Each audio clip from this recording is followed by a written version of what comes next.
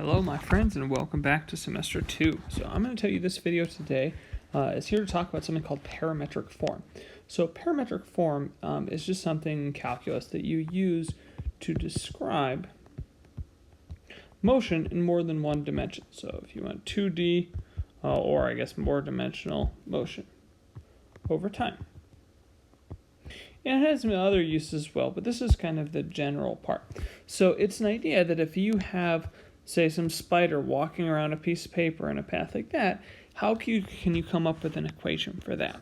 And what you're going to have is you're going to have equations for x and y in terms of some time t. So you're going to be introducing kind of a new variable in this situation. So here's an example that we're going to do. We're going to talk about some notation too. So we're going to say at time t, a particle's position is given by the formula x of t comma y of t, where you have x of t is equal to 3t squared and y of t is equal to t minus 4. So basically what you have in this is you have an x and a y that are both described in terms of some time. So if you plug in a certain time, it will give you the position at that point. It'll give you the x position and it'll give you the y position. So sometimes you will also see this written as what's called a vector. So it's also written as a position vector. And sometimes you use these arrows. So x of t comma y of t, and the arrows denote a vector. You don't need to know too much about vectors, but just notice that basically it has two components. It has like a horizontal component and it has a vertical component. If you want to learn more about vectors, you can take physics. But for our purposes, they're pretty similar to points in this case. You give a time, it gives you a horizontal component and a vertical component at that time, similar to a position. Okay, so given this, let's say we want to find at t equals 2, find the position. So what you need to do at that point in time is to find x of 2 and y of 2. So x of 2 is equal to 3 times 2 squared, and then your y of 2 is equal to 2 minus 4. So of course you can plug that in, that's 12, and this is negative 2. So what that means is at time 2, the object is at the spot 12 comma negative 2.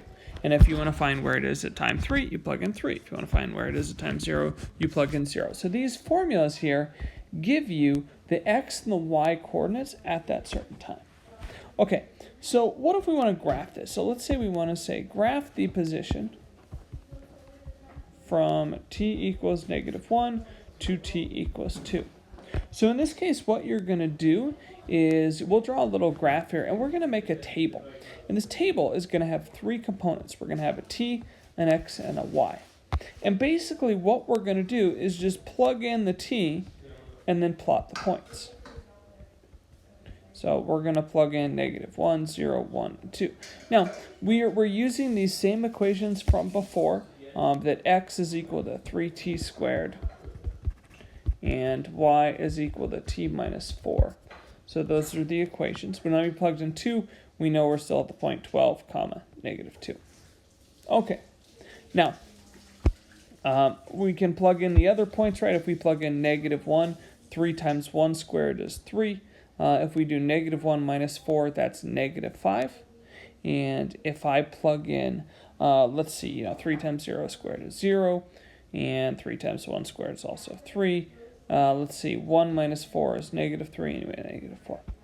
So what you're going to do is these are points. You're going to plot the points. So we're starting at time negative 1, we're at 3 comma negative 5. So when we draw our graph, it's just y and x. There's no t on our graph.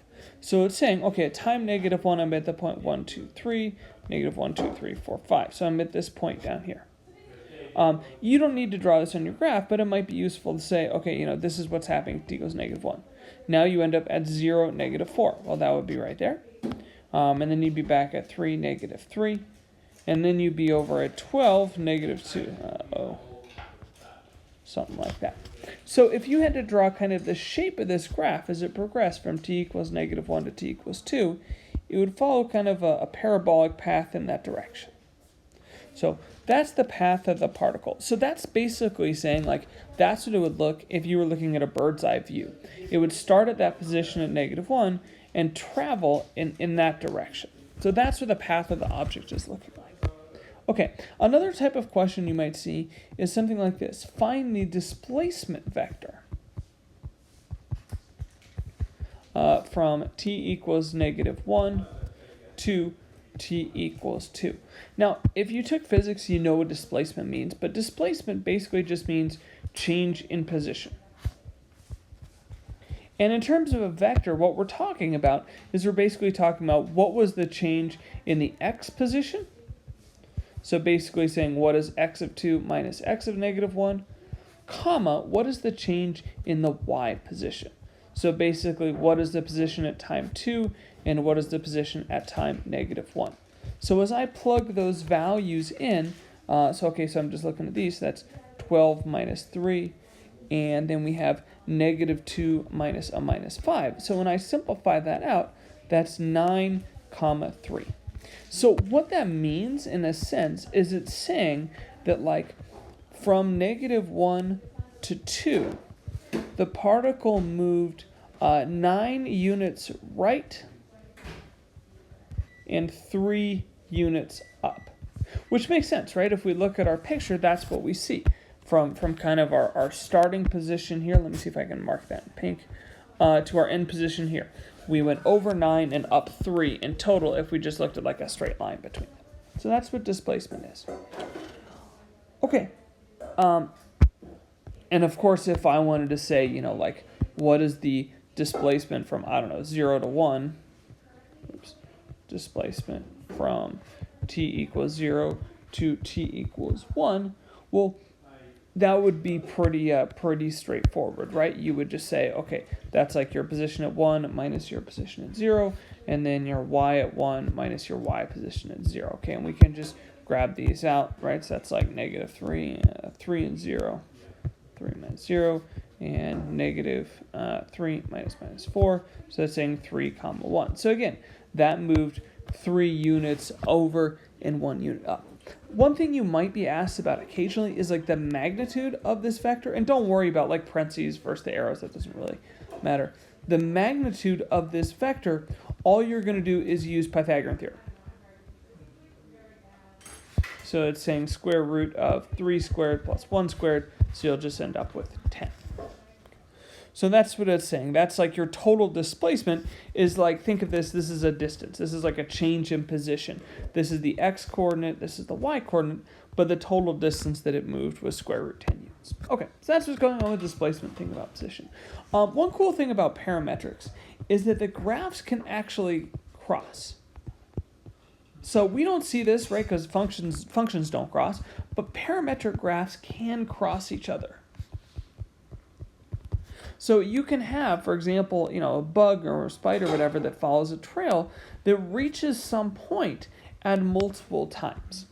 So just for an example, if I give you, say, x of t and y of t, and I tell you that the equations for both your x of t is like sine of pi times t, and your y of t is like t squared minus 2.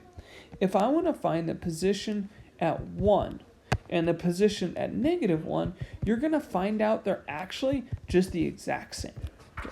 So the position at 1 just becomes the sine of pi times 1 squared minus 2. So I don't know, that's like 1 minus 2. So the sine of pi is, I think it's 0, and then -1. If I plug in -1, I get the same thing, right? So if I plug in t equals -1, I end up getting the sine of -pi, comma, -1 squared minus 2. And again, that's the same thing. That's actually just the point 0, -1.